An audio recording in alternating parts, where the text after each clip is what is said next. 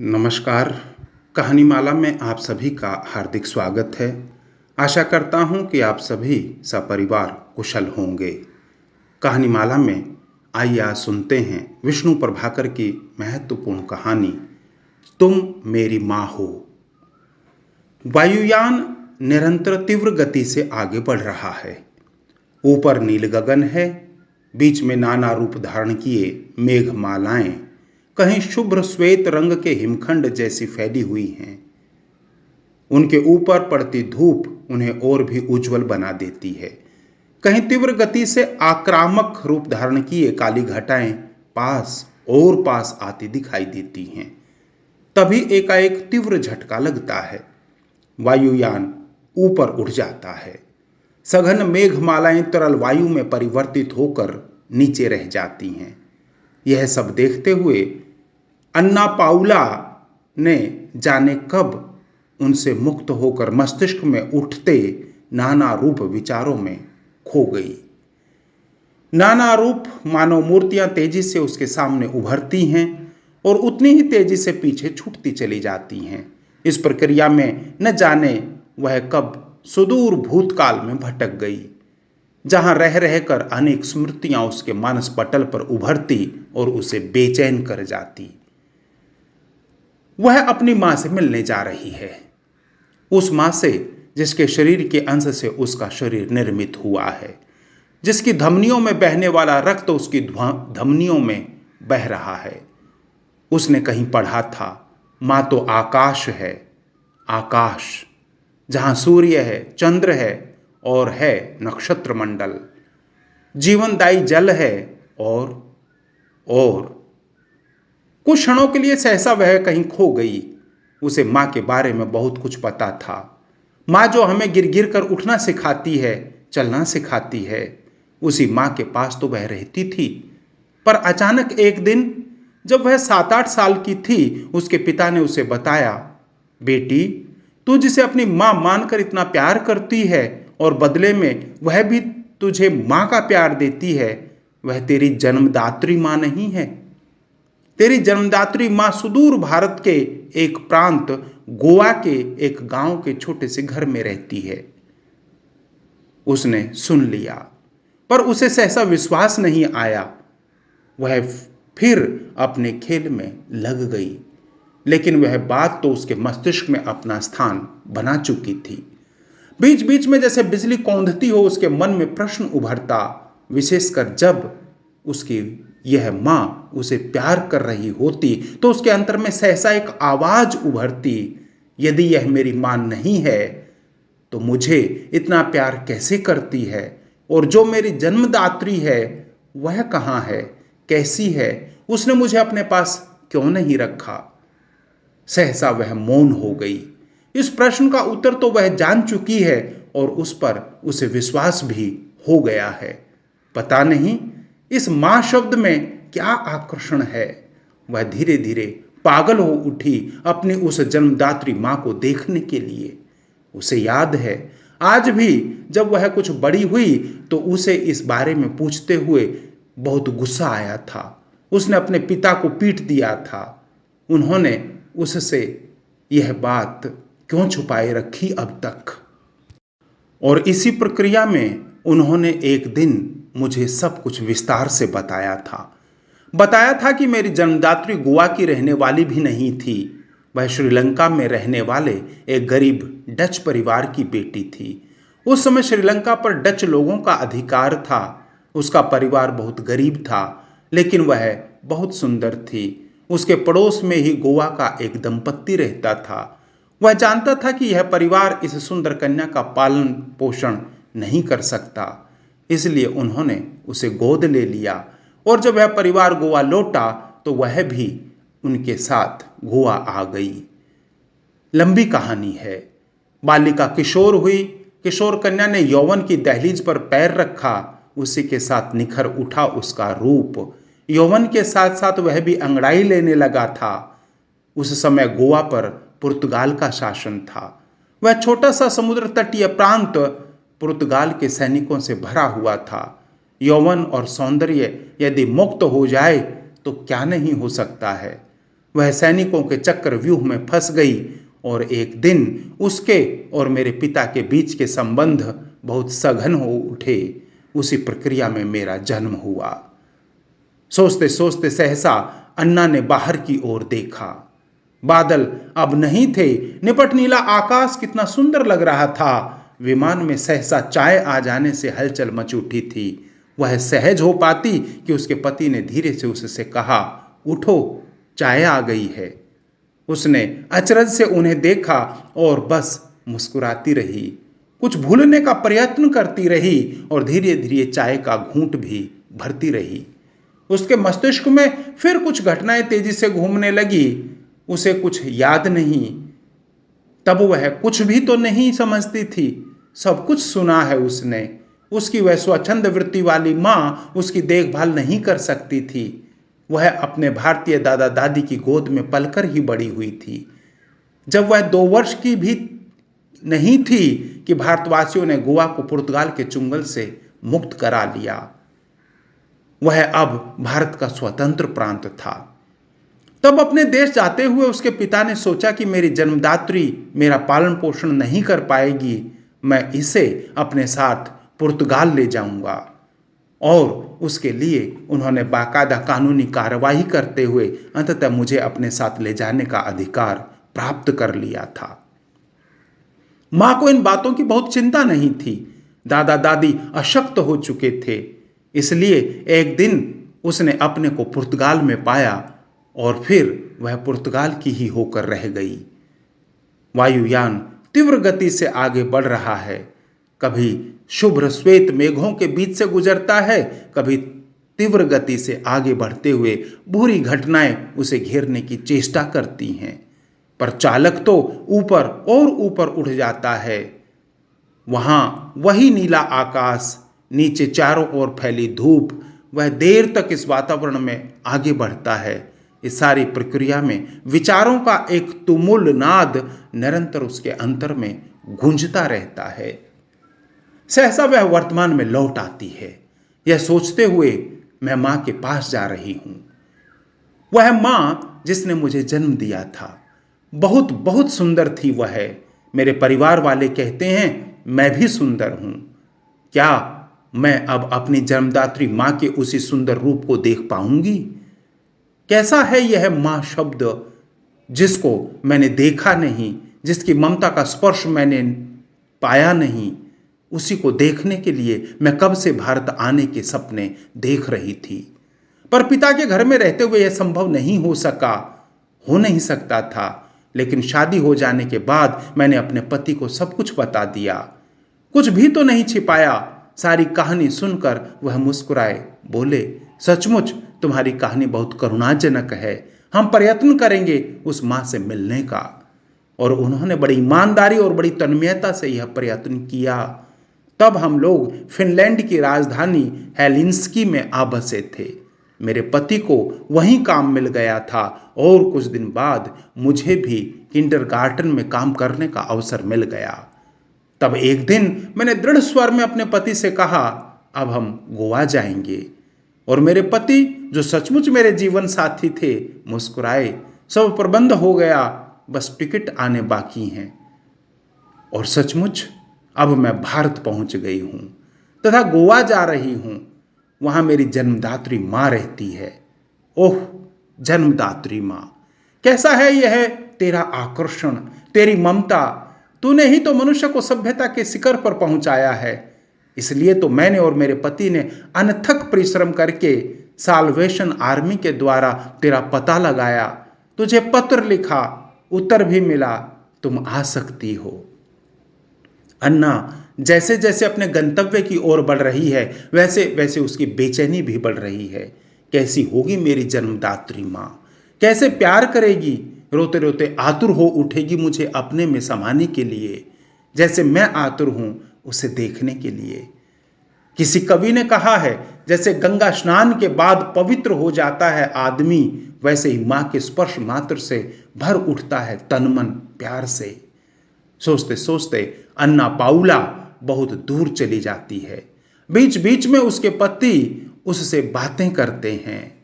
चूंकि अब खाना भी तो आने वाला है, इसलिए वह अचानक सब कुछ भूल जाती है और एक सहज पति की तरह, पत्नी की तरह पति के साथ खाना खाती है, बातें करती है।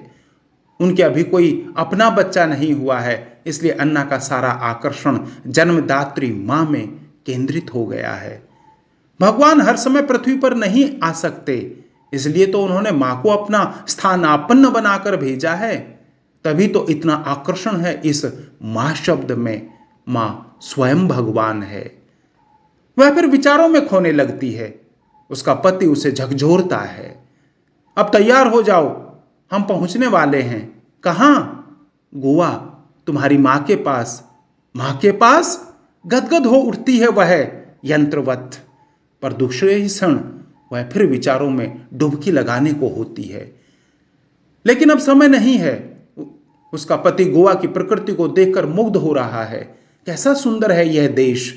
ऊपर निभ्र नीला गगन, नीचे नीला सागर।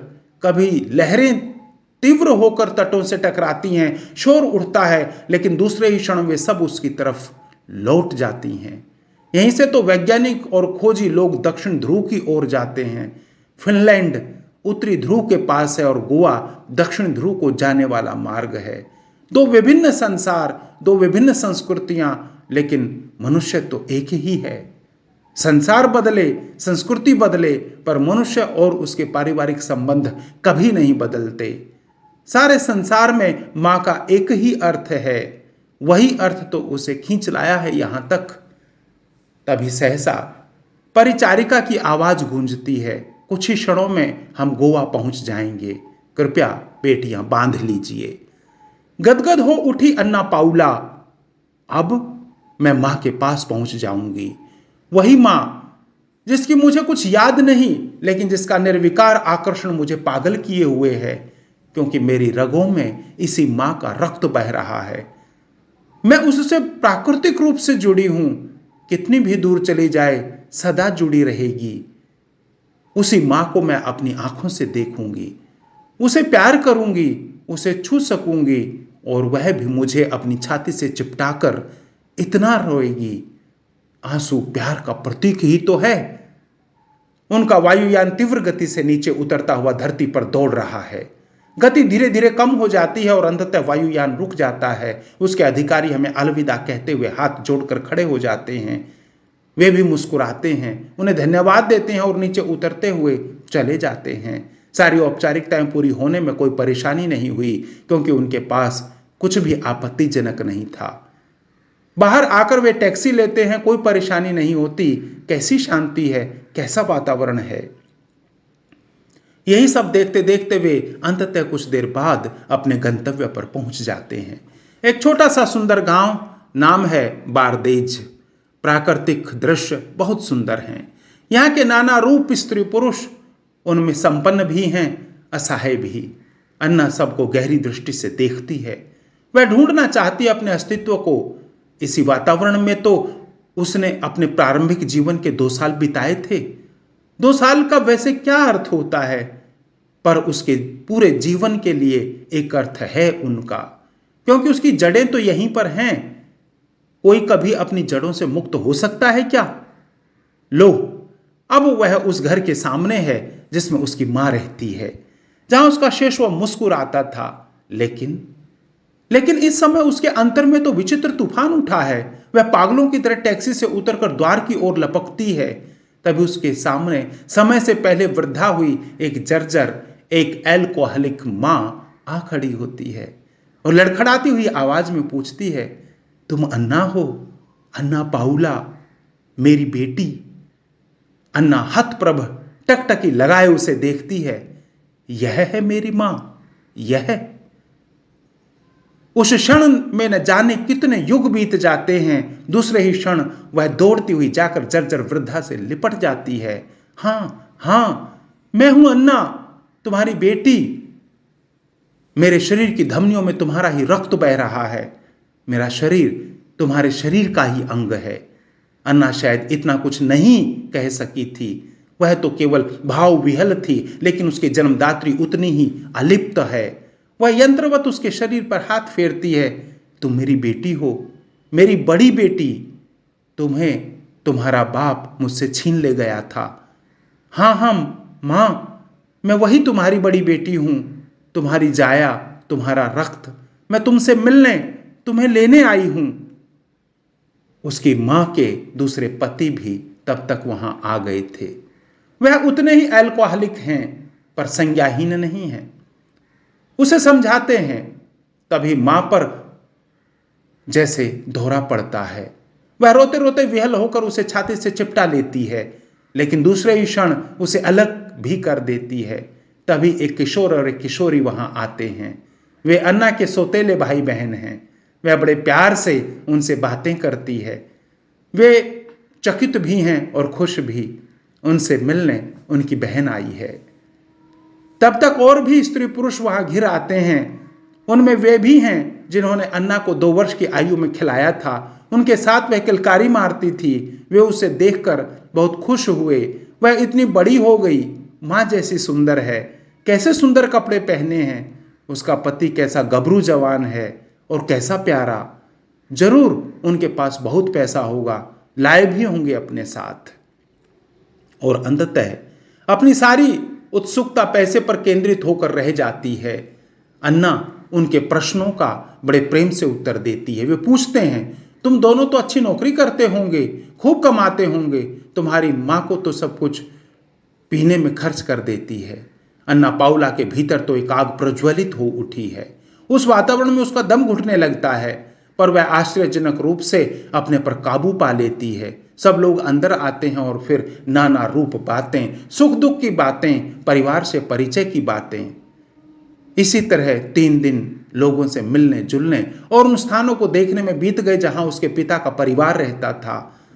वह उस अस्पताल में भी गई जहां उसका जन्म हुआ था, लेकिन उस प्रक्रिया में निरंतर उसके अंतर में एक प्रश्न घुमड़ता रहा कि मेरी माँ का क्या होगा। क्या इसे मैं अपने साथ ले जा सकती हूँ? उसके सौतेले पिता, भाई बहन, क्या करूं मैं इन सब के लिए? इन 3 दिनों में वह निरंतर यही सोचती रहती थी। विशेषकर रात में जब वह सोने के लिए अपने होटल में आती, तब अपने पति से बराबर यही कहती कि मैं माँ को अपने साथ नहीं ले जा सकती, लेकिन इस हालत में उसे छोड़ भी नहीं सकती। मैं उसे दोष नहीं देती, लेकिन वह सहसा चुप हो जाती है, क्योंकि उसका अंतर उमड़ आया है और आंखों से बहने लगता है। उसके पति ने उसका कंधा थपथपाते हुए दृढ़ स्वर में कहा, देखो अन्ना, यह निश्चित है कि तुम अपनी मां को अपने साथ नहीं ले जा सकती। उसके पति हैं उसकी देखभाल करने के लिए, लेकिन अपने भाई बहन के लिए तुम अवश्य व्यवस्था कर सकती हो। अन्ना ने सहसा एक अनचिन्ह आह्लाद से भरते हुए पूछा, कैसे? उसके पति मक्कू ने उत्तर दिया, तुम अपनी बहन सैंड्रीना को अपने साथ ले जा सकती हो। वह तुम्हारे साथ रहेगी, पढ़ेगी और अपने भाई राय को तुम किसी बोर्डिंग स्कूल में दाखिल करवा सकती हो तथा पढ़ने लिखने का खर्च भेज सकती हो। उसका पति अपनी बात पूरी कर पाता कि अन्ना ने उत्फुल्ल होकर उसे अपनी बाहों में भर लिया, उसके मुंह पर चुम्बनों की बौछार कर दी। ओह मक्कू, तुम कितने महान हो, तुम मेरे मन की बात कैसे जानते हो? उसके पति ने मुस्कुराते हुए उत्तर दिया, जैसे तुम्हें जानता हूं। अगले दिन सब कुछ भूलकर एक निश्चित भाव से वे सबसे पहले चर्च गए, उस देवी के सामने जहां उसके पिता ने उसके सकुशल जन्म लेने के लिए प्रार्थना की थी। वे उस अस्पताल में भी गए जहां उसने पहली बार प्रकाश किरणों का स्पर्श पाया था। वह उस वकील से मिलने भी गए जिसकी सहायता से उसे उसके पिता अपने साथ ले जा सके थे। वह उस घर को भी देखना नहीं भूली जहां वह अपने पिता के साथ पुर्तगाल जाने से पहले रही थी। उसने ढूंढ ढूंढ कर उन सभी व्यक्तियों को अपना परिचय दिया जो उसके पिता को जानते थे, उनके मित्र थे। कितनी खुशियां बटोरी अन्ना ने। उसने अपने 12 वर्ष की सौतेली बहन सैंड्रीना को साथ ले जाने के लिए कानूनी लड़ाई लड़ी। कितनी बाधाएं आई उसके रास्ते में, लेकिन वह अंततः उस नाबालिग लड़की की अभिभावक बन ही गई। उसके लिए पासपोर्ट बनवाने के लिए उसने क्या कुछ नहीं किया। हेलिंस्की से अपने बैंक से पैसा मंगवाया टिकट खरीदने के लिए। वास्तव में अब तक यहाँ के लोगों में उसके प्रति ममता पैदा हो गई थी और उन्होंने सारी बाधाओं को पार करने में उसकी पूरी मदद की। अंततः सैंड्रीना को साथ ले जाने के सारे रास्ते सुलभ हो गए, लेकिन उसकी समस्या का अंत नहीं हुआ। राय वह अपने सौतेले भाई राय का क्या करे। अंततः सबकी सलाह से उसने निश्चित किया कि जब तक वह उसे अपने साथ हेलेंस्की नहीं ले जाती तब तक वह उसे डॉन बॉस्को हाई स्कूल में दाखिल करवा देगी। और उसने वही किया और इसी के साथ उसकी तात्कालिक समस्याओं का अंत हो गया। माँ की देखभाल के लिए उसने अपने सभी शुभचिंतकों को कह दिया। वह और कुछ कर भी नहीं सकती थी।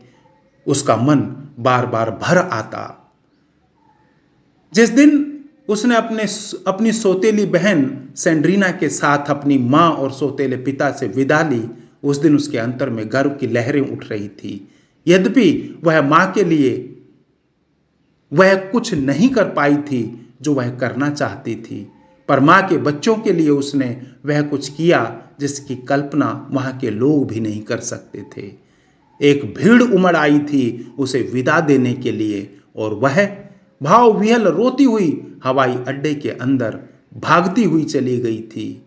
मक्कू ने उसे अकेला छोड़ दिया था। वह जानता था कि हेलेंस्की पहुंचते पहुंचते अन्ना का अंतर्मन अद्भुत सुगंध से भर उठेगा और वह सुगंध उसके जीवन की पहचान बन जाएगी। धन्यवाद। आशा करता हूं कि वात्सल्य से भरी हुई मातृत्व की विभिन्न संवेदनाओं से परिपूर्ण यह कहानी आपको पसंद आई होगी। आप कहानीमाला से जुड़े रहिए, साझा करते रहिए और हमें प्रोत्साहित करते रहिए। नमस्कार।